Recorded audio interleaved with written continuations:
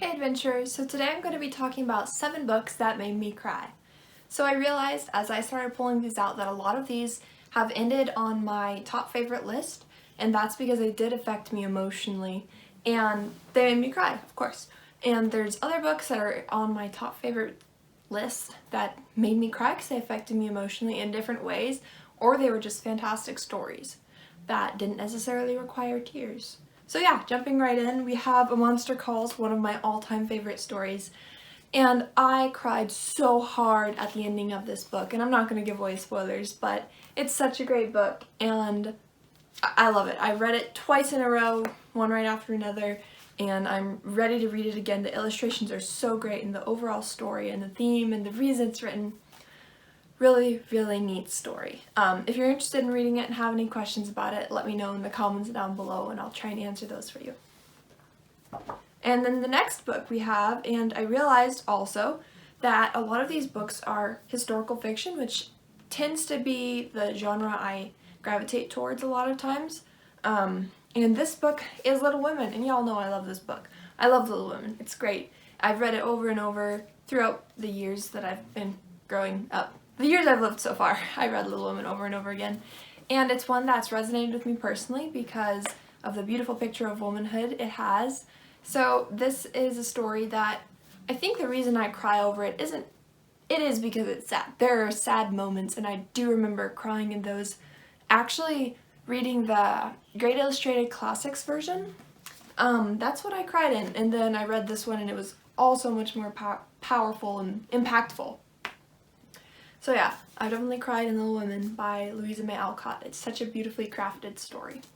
And the next book we have is Romanov by Nadine Brandes. And this story was a ride of emotion, and it's 323 pages.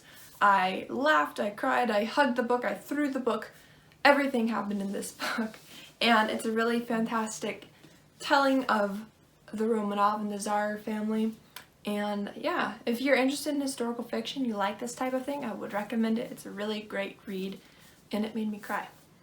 So, still moving through our historical fiction, we have Salt to the Sea by Erudite. And one thing I mentioned specifically about this book is that it places you in a historical event in a more personal way by seeing it through the character's eyes. A lot of times when we learn about history, it's on such a large scale that we're very distanced from it, and so it's hard to see how that really affected people and lives.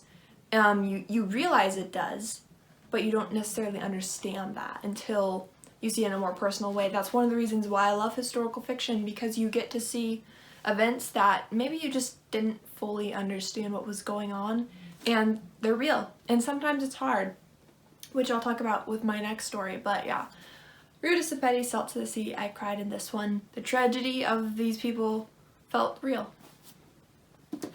And then Between Shades of Grey, another very much, I have something very similar to say as Salt to the Sea.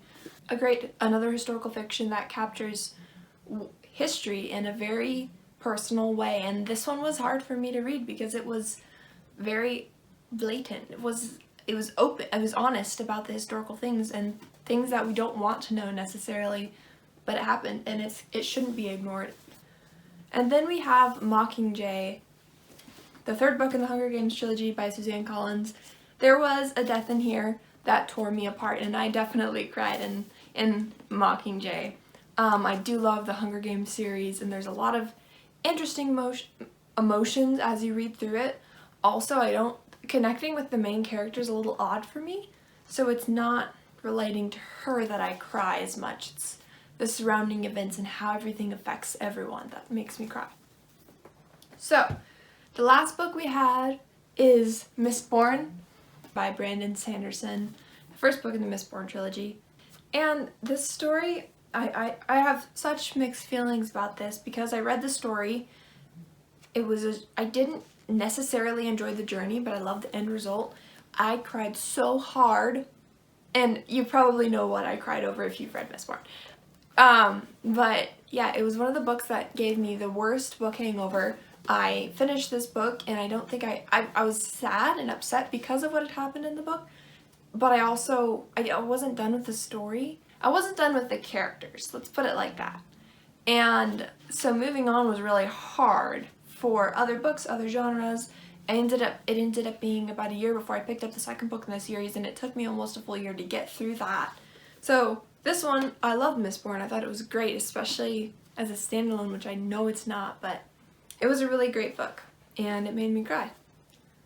So that's 7 books that made me cry. There are more. As I've been talking through these, I've thought of more, but maybe we'll save that for another video if y'all are interested. If you have any questions about any of these books, maybe you're thinking about reading them, let me know in the comments below. I'm happy to answer any questions you have about them. Thank you guys so much for watching. Please like this video and subscribe to our channel if you haven't already. Thanks guys, stay warm.